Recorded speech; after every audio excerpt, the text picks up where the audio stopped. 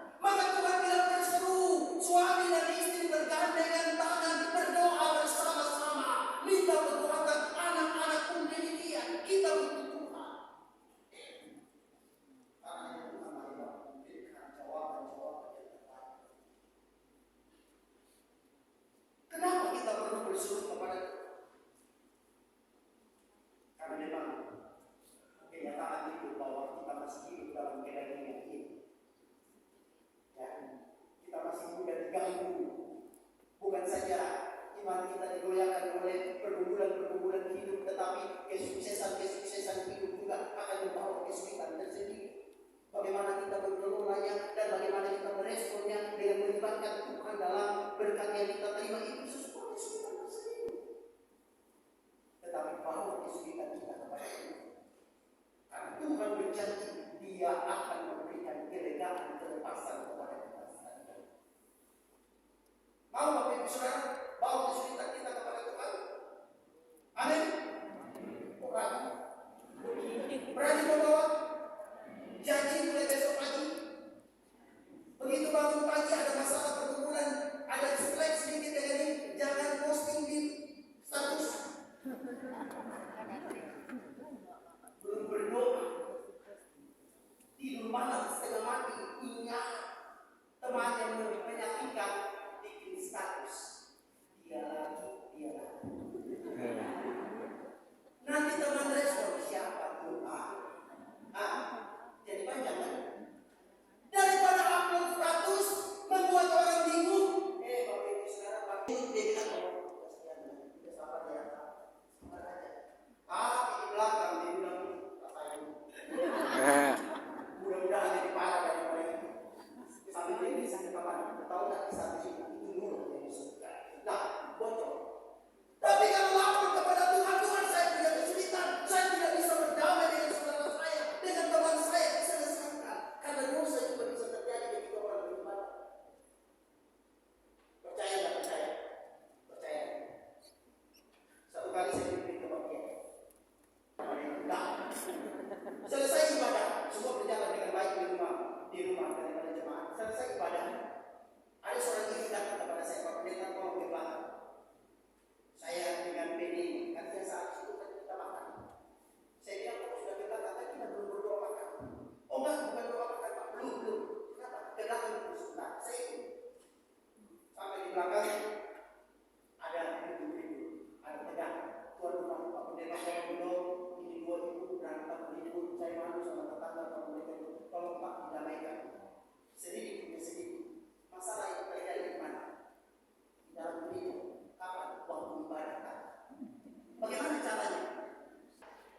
Betapa hatiku berterima kasih Yesus nama untuk apa? Itu biasanya di dalam pada saat apa? Bersama. Satu itu tugas bawa kolektif. Hanya ini Tuhan persembahanku. Begitu sampai ke temannya yang sementara waktu itu, yang tidak mampu ngomong, yang ada dendam, itu kan persembahan di jabatan.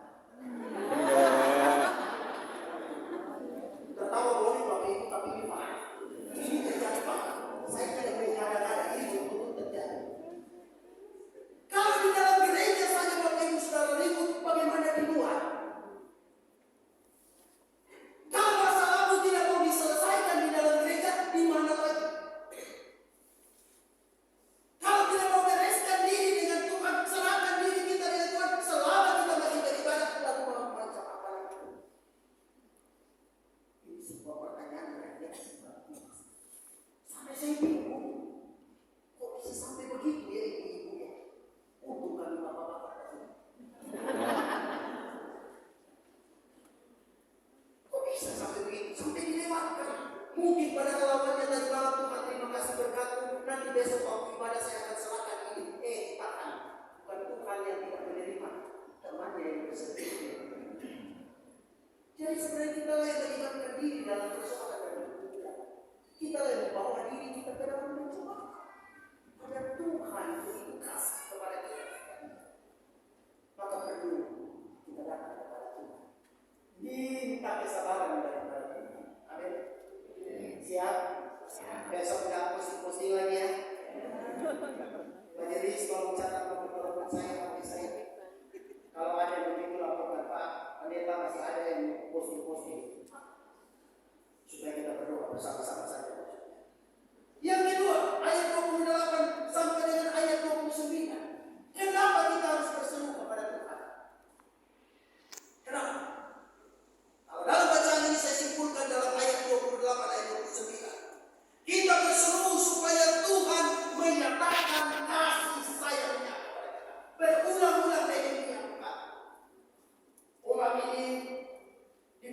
oleh Tuhan, tapi setelah mereka aman, mereka sukses, mereka berdosa lagi.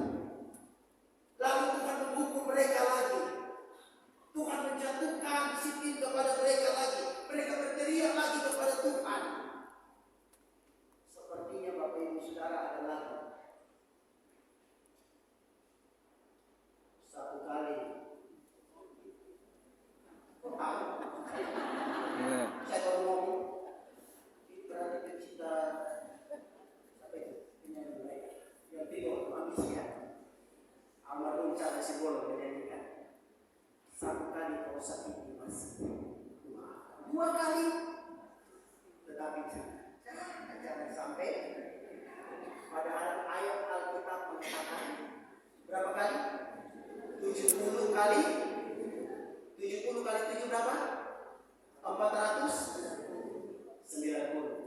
Mampu tak satu hari kita minta maaf 490 kali? Doakan orang 490 kali? Tetapi Tuhan tidak demikian. Selama kita mau datang kepada Tuhan, mengaku diri kepada Tuhan, belas kasihnya tetap. Dia tangan terbuka. Kapan anak-anakku datang, mereka menyerahkan hidupnya. Dia rindu untuk merangkul kita, memeluk kita, memberikan kehangatan kepada kita, memberikan rasa puas kepada kita. Aku tidak bisa berjalan dalam dunia ini dengan dosa dan kesalahan. Hanya aku yang bisa memberikan jalan dan ketenangan. Tangannya selalu terbuka, menantikan kita. Untuk itulah Bapak Ibu Saudara, jangan pernah jemu-jemu, jangan pernah berhenti untuk berseru kepada Tuhan, karena Dia tidak pernah kehilangan stok belas kasih. Amin. Dan saya yakin umur saya 50 di atas, orang-orang yang punya stok kasih luar biasa. Bukan berarti saya menganggap bahwa di bawah-bawah ini tidak, tapi fakta teruji kalian ini cepat sekali. Apa emosi? Jangankan di luar rumah, di dalam saja kami orang tua tanya balik-balik, sudah di mana nak? Karena kami tahu anak perempuan jam 10-11 malam belum pulang. Orang tua panik, nak di mana? Apaan sih tanya-tanya dulu? Nah, habis mandi pakai kantor, jangan lupa ya jemur handukmu. Apakah dijemur? Orang tua ini, orang tua sama kali yang tahu. Paling saya ngomel-ngomel sampai duduk berpusat, akhirnya dia kerja seperti ini. Salah. Tapi orang yang sabar yang berkasih dan berkati Tuhan, umurnya panjang.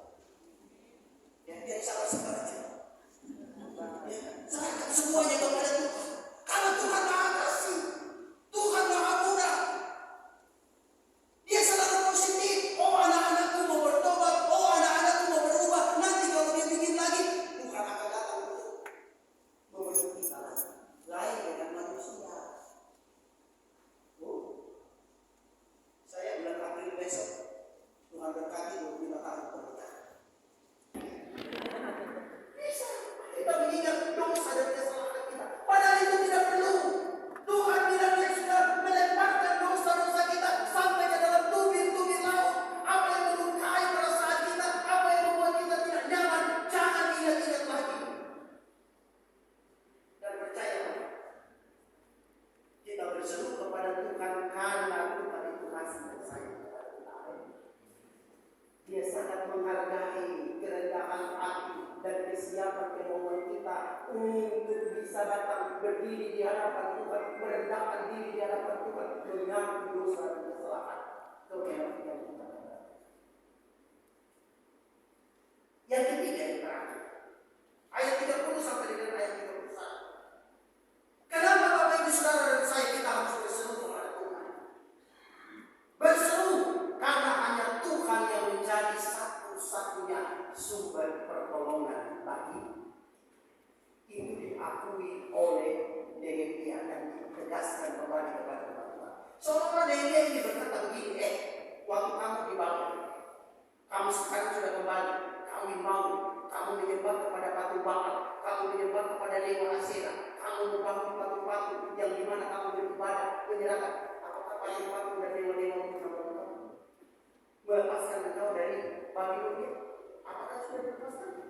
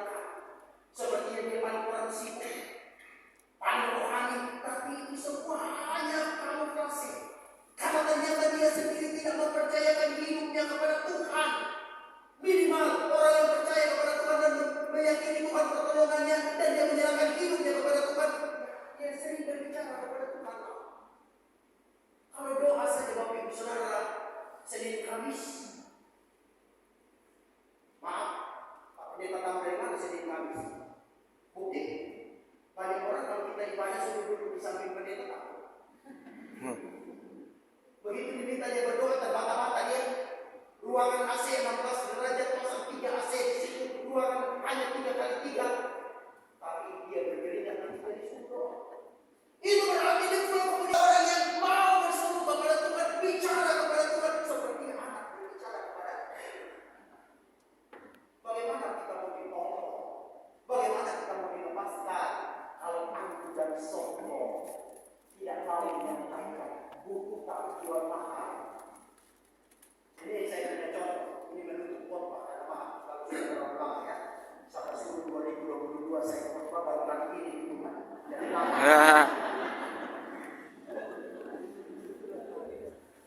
Jadi jangan tunggu 2025 lagi ya. Saya pakai contoh, maaf ada orang Kupang di sini, saya orang Kupang. Orang yang NTT ada? Mudah-mudahan ada. Aman. Allah Tuhan. Ada satu orang tua kami datang dari NTT ke Jakarta. Anaknya undang dia ke Jakarta. Ya. Dia bilang, nak, kasih papa pilihan. Apa itu? Kasih kesempatan papa datang dari apa namanya? Dari Kupang ke Surabaya naik pesawat. Nanti kalau dari Surabaya ke Jakarta naik kereta api karena di Kupang nggak ada kereta api. Itu nanti dia mau belok bagaimana nggak tahu. Nanti pulang dari Jakarta ke Kupang naik pesawat. Darat, laut, udara, lengkap kalau mati nggak rugi. Singkat cerita, dulu kan nggak ada tiket online. Itu kalau kita jalan itu tiketnya sudah begini. Oh maaf, ada amplop ya. Ini amplop begini, jadi orang tahu mau naik pesawat. Karena tiketnya ada di sini. Pegang. Nah, mau jalan itu situnya minta ampun. Dia mau berangkat satu orang yang angkatnya 2 trek. Subuh-subuh, pesawat berangkat jam 6. Dia bilang jam 4 pagi sudah di bandara. Sepanjang malam itu dia pikir besok naik pesawat itu bagaimana naik berikut juga apa. Pokoknya macam-macam, tapi dia tidak tahu. Jam 3:30 mereka sampai. Begitu mobil masuk di airport, begitu dia turun langsung dia bilang, kasih saya pas saya, kalian semua pulang. Dia tidak mau istri anaknya turun. Mereka tinggal, apakah baru 10 kali di bandara, nanti orang udah lama ini udah tua, mengerti kalian pulang aja terus aku. Namanya dulu orang tua sahabat Nabi Daud. Ada yang sudah mati, dia sudah kita pulang. Lalu dia datang check in, dia masuk di bandara dia check in. Waktu dia check in dia masuk, aman. Karena memang dia tidak bawa alat-alat yang berbahaya. Silakan masuk, silakan Pak. Baru sampai di dalam bandara itu 4:30. Lalu dia pikir, kenapa anak saya tadi kaku banget ya? Larang-larang gini nggak mau gampang kok ini nggak ada masalah. Ya memang nggak ada masalah, karena saya dulu bikin masalah. Sekarang saya bikin masalah buat dia. Waktu dia duduk 4:30, karena jam 6 baru pesawat berangkat, dia duduk baru perutnya mulai bunyi, keroncongan, koprak, puluhan mulai rasa sakit. Rupanya dari tadi malam dia mikir dari pesawat dulu gimana, tanya bagaimana, tapi dia mau sampai pikir beda, sepatah. Tak punya selera makan. Setelah semua sudah beres baru dia makan. Setelah makan, dia lihat kiri kanan, oh ada satu anak gadis di satu pantry kecil lagi buka. Datang dia tusuk. Dek, tolong kasih saya kopi 1 gelas kue dong. Anak nona itu bikin kopi 1 gelas kue kasih ke dia. Setelah dikasih dia tanya berapa harganya sambil ambil dompet. Berapa harganya? Anak itu menjawab 5.000. Murah atau mahal? Di airport 5.000 murah atau mahal? Ya?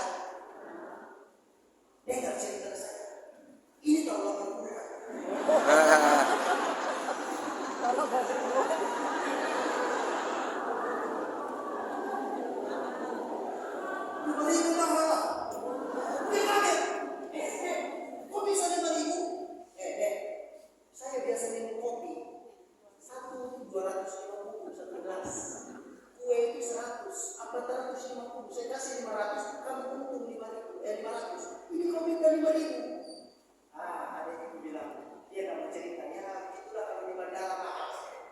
Dia marah-marah